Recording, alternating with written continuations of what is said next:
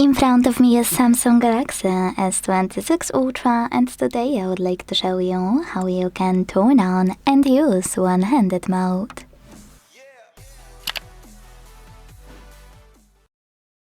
First of all, go into Settings and scroll to click on Advanced Features available here.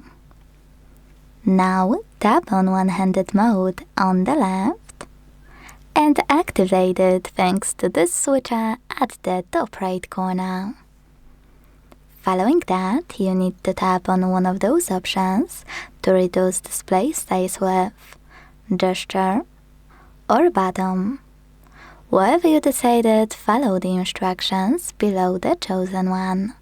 In my case, double tap the home button.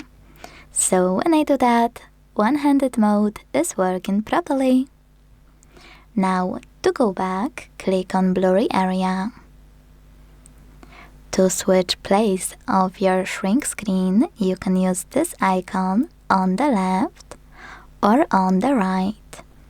You can also hold one of its top corners and drag it to resize it, or hold this line at the top to move it fully wherever you wish. To disable one-handed mode, just use the same no blue switcher.